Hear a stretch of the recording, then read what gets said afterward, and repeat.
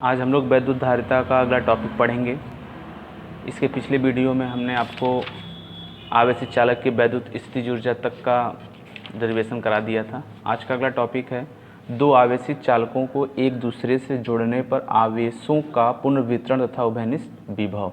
देखिए इसमें क्या है, हम दो आवेशित चालक लेंगे, देखेंगे अगर उनको जोड़ दिया जाए, ये अलग अलग आवेश हैं, पृष्ठ पर अलग अलग आवेश, दो पृष्ठ हो गए ये लोग, और जब इनको हम किसी वायर से जोड़ देंगे तब देखते हैं कि क्या इनका विभव होगा और क्या इनका आवेश होगा। इसी के बारे में आज हमें अध्ययन करना है और इम्पॉर्टेंट भी है, ध्यान से देखिएगा। चलिए पहले हम दो आवेश बना लेते हैं, पृष्ठ बना लेते हैं।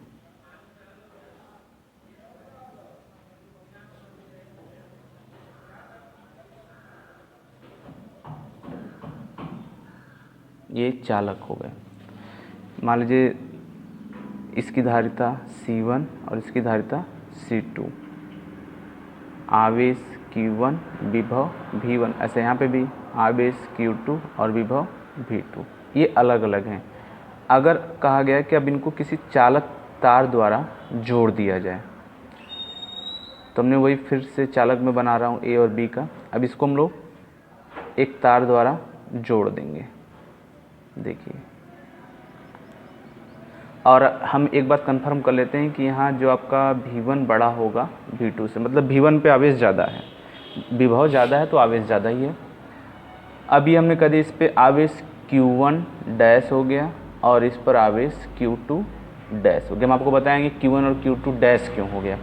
आपको पता है कि जब हम किसी दो पृष्ठों को जोड़ते हैं तो ऊष्मा सदैव या ऊर्जा सदैव उच्च से निम्न की ओर चलती है। तो ऊष्मा, यहाँ अगर हम ऊष्मा का कांसेप्ट लेके चलते हैं तो जस्ट वही आवेश भी काम करेगा।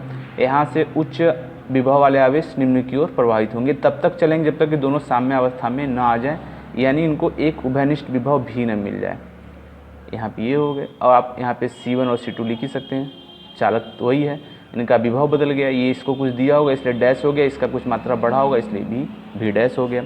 अब देखिए इस पर डेरिवेशन करना है। सबसे पहले हम ये लेंगे, ये मान लो ये A हो गया और ये B हो गया, तो A के बारे में पहले बात करते हैं। तो अगर हमने स्टार्ट किया, चालकों को जोड़ने के पहले, अब फिगर में A लिख सकते हैं, फिगर A, हमने चालकों को जोड़ा नहीं है इसलिए सब पे विभव अलग अलग है। कुल आवेश, कुल का मतलब है दोनों पे जोड़ के बताना होगा, तो कुल आवेश हम मान लेते हैं कि अब वो Q = Q1 + Q2, ये हो गया। इसी प्रकार कुल धारिता अगर हम C जोड़ दें कि कुल धारिता कितनी होगी, धारिता आपका C = C1 + C2। और हाँ, एक बात ये भी हम याद करेंगे कि हमने पढ़ा था संधारित्र में C = Q/V। तो अगर हम इस फिगर की बात करते हैं तो ये C1, ये भी 1 और ये भी 1, और यहाँ से अगर हम Q1 की बात करें तो मिलेगा C1 और V1। ऐसे ही Q2 की बात कर लेंगे तो मिल जाएगा C2 और V2, ये दोनों वैल्यू मिल जाएंगे। इस पर कितना कितना आवेश है ये पता चल गया हमें। ये आवेश जो हमें मिले हैं जोड़ने के पहले के आवेश हैं। अब जोड़ने के बाद का विभव, अब हमने इनको जोड़ दिया, जो उभयनिष्ठ विभव निकला है इसकी बात करते हैं, क्या होगा। जोड़ने के बाद का विभव, तो V = Q/C, क्योंकि ये दोनों जोड़ के बड़ा Q, इन दोनों को जोड़ के आप चाहे तो वैल्यू रख सकते हैं यहाँ पे Q1, Q2 और C का वैल्यू C1 और C2। आप इसको इक्वेशन फर्स्ट मान सकते हैं। और एक दूसरा तरीका हम यह भी लिख सकते हैं कि V = जैसे Q1 का वैल्यू क्या था हमें पास C1 V1, ऐसे Q2 का वैल्यू क्या था C2 V2, और अपॉन में C1 + C2 हो गया। ये आपका उभयनिष्ठ विभव, ये जो निकला है ये क्या निकला, उभयनिष्ठ विभव, उभयनिष्ठ विभव, जो कि आपको हेडिंग में ये दिया गया था। अब हम क्या कर दिए, इन चालकों को हमने जोड़ दिया। अब जोड़ने के बाद भी तो हमें निकालना पड़ेगा क्या विभव निकलेगा। तो यहाँ लिखते हैं चालकों को जोड़ने के बाद हमने चालक को जोड़ दिया। अब देखते हैं क्या होगा, वही फार्मूला संधारिता C equal to Q1 dash बोलना शुरू करेंगे अब, और अपॉन में V, क्योंकि यहाँ देखिए यहाँ V1 V2 नहीं है, केवल V है। अब आगे हम लोग देखते हैं C2 equal to Q2 dash upon में V, ये हो गया। अगर हम यहाँ से Q1 डैश का वैल्यू निकाल लें तो C1 भी हो जाएगा, अगर हम यहाँ Q2 डैश का वैल्यू निकाल लें तो C2 भी मिल जाएगा। अब इसके बाद यही वैल्यू अगर हम यहाँ पे रख दें, विभव भी वाले वैल्यू में रख के चेक कर लेते हैं। अगर हमने कह दिया प्रथम चालक पर आवेश, प्रथम चालक पर आवेश कितना है, तो देखिए यहाँ पे आपने लिखा है Q1 dash equal to C1 भी, इसी में वैल्यू रखिए, पहले इसको लिख लीजिए Q1 dash equal to C1 भी। तो Q1 dash equal to C1 और भी का वैल्यू हम यहाँ से उठा कर रखेंगे, ये वाला value C1 V1 C2 V2 upon में C1 प्लस C2, ये आपका हो गया प्रथम पृष्ठ पे। अब हम चालक पे, दूसरे चालक पर अगर बात कर लें, द्वितीय चालक पर आवेश, तब फार्मूला ये जो हमने बनाया हुआ है Q2 dash equal to C2 भी, यहाँ पे चलते हैं Q2 dash equal to C2 भी, तो यहाँ पे भी का वैल्यू रख देंगे, C2 इक्वल टू भी का वैल्यू आपने ऊपर रखा हुआ है C1 V1 C2 V2 और अपॉन में C1 प्लस C2, ये आपका द्वितीय चालक पे आवेश हो गया। तो ये आवेश कैसे कैसे बदला, देखिए पहले वाले पे आवेश क्या था Q1 equal to C1 V1 Q2 equal to C2 V2, जब इनको जोड़ दिया गया, जब इनको जोड़ने के बाद हमने जब आवेश निकाला तो देखा कि Q1 डैश का वैल्यू ये आया और Q2 डैश का वैल्यू, यानी आवेश का भी मान बदल गया, जबकि विभव सेम रहा। दोनों पे जोड़ने पे क्योंकि विभव उभयनिष्ठ हो जाता है इसलिए सेम रहा। आपका अगला टॉपिक हो जाएगा आवेशों के पुनर्वितरण में ऊर्जा का ह्रास। जैसे पिछले फिगर से ही यह मिलता जुलता है, उसी का ये भाग है।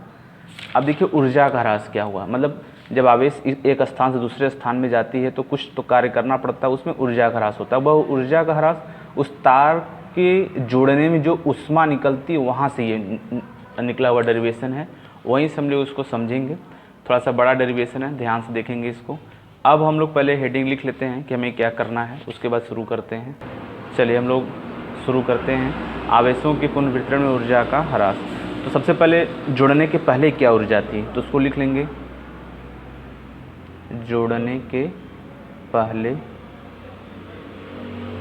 चालकों की स्थितिज ऊर्जा। तो U इक्वल टू आपने फार्मूला डेरिवेशन में किया हुआ है V इक्वल टू 1/2 CV², इसी फार्मूले पे ये लगेगा। तो मान लीजिए हमने पहले चालक पे 1 ले लिया, तो यहाँ पे 1 और यहाँ पे 1।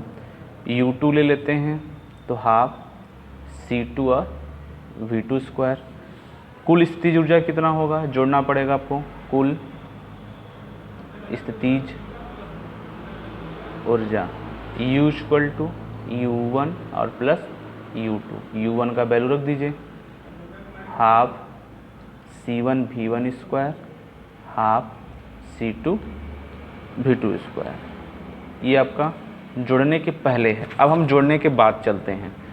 जोड़ने के बाद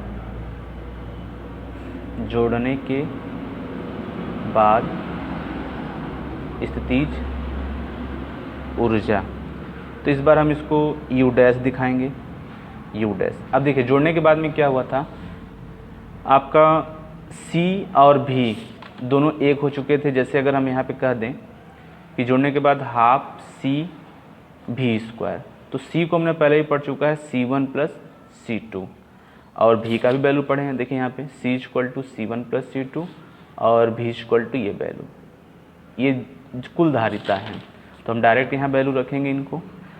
अब रखते हैं हाफ C का वैल्यू में क्या पता था C1 प्लस C2, और V का value C1 V1 C2 V2 और अपॉन में C1 प्लस C2। चूँकि यहाँ होल स्क्वायर है तो हमें यहाँ क्या करना होगा, होल स्क्वायर करना होगा। U dash equal to half हो गया आपका C1 प्लस C2 ब्रैकेट में C1 V1 C2 V2 का होल स्क्वायर अपॉन में C1 प्लस C2 का होल स्क्वायर। एक होल स्क्वायर से एक C1 C2 कट जाएगा तो फाइनली हो जाएगा आपका half C1 V1 C2 V2 का होल स्क्वायर अपॉन में C1 प्लस C2। तो मान लीजिए कि क्वेश्चन नंबर हम लोग का ये 3rd रहा और ये क्वेश्चन नंबर कौन सा रहा, 4th। अब देखिए, यह जुड़ने के पहले और यह जुड़ने के बाद, अब इन दोनों ऊर्जा का अंतर करेंगे तो पता चल जाएगा कितनी ऊर्जा का ह्रास हुआ था। तो लिखेंगे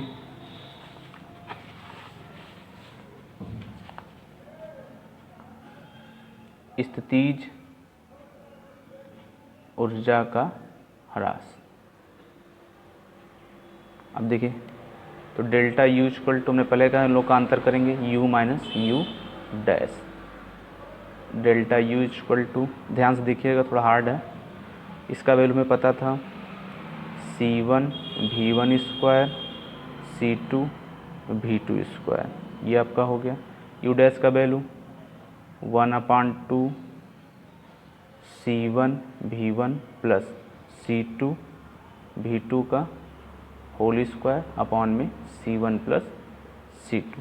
अब इसी को हमें सॉल्व करना है। देखिए कैसे होगा, डेल्टा U इक्वल टू 1/2 1/2 दोनों में से आप कॉमन कर लेंगे और C1 और C2 को हमने LCM मान लिया, ये C1 और ये C2 LCM आप लोग, तो इसका इंटू यहाँ करेंगे C1 प्लस C2 बगल में C1 V1 square plus C2 V2 square minus ये वैल्यू C1